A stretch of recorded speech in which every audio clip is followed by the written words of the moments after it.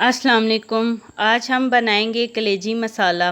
کلیجی مسالہ ایک روایتی اور ذائقے دار ڈش ہے۔ تازہ کلیجی جب مسالوں، پیاز، ٹماٹر اور ہری مرچوں کے ساتھ پکائی جاتی ہے تو یہ مزیدار اور غذائیت سے بھرپور بن کر تیار ہوتی ہے۔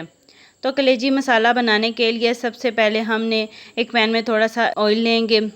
آئل کے گرم ہونے کے بعد چھوٹا باریک کٹا ہوا پیاز شامل کریں گے اور اس کو اچھے سے مکس کریں گے تاکہ پیاز براؤن ہو جائے۔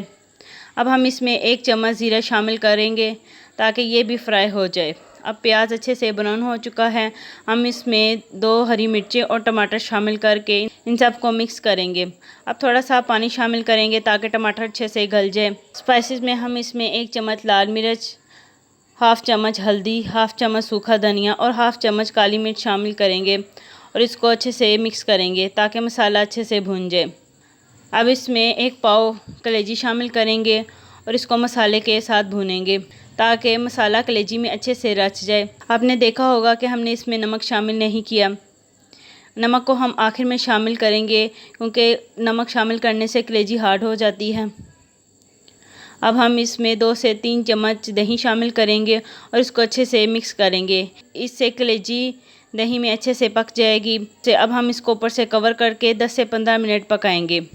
کلیجی کو پکتے ہوئے 15 منٹ ہو چکے ہیں، اس کو ہم اچھے سے مکس کریں گے۔ ابھی بھی اس کے اندر تھوڑا سا پانی باقی ہے، ہم اس کو بھی خشک کریں گے اور دیکھیں اب پانی بالکل خشک ہو چکا ہے۔ ہم اس میں ہرا دھنیا اور ہری مرچیں شامل کر کے اس کو مکس کریں گے اور 5 منٹ کے لیے ہلکی آنچ پر دم پر لگائیں گے۔ اب 5 منٹ ہو چکے ہیں، اب ہم اس کا دم کھولیں گے اور اس کو اچھے سے ہلائیں گے اور اب دیکھیں مزیدار کلیجی تیار ہے۔ آپ اس کو روٹی یا نان کے ساتھ سرو کر سکتے ہیں۔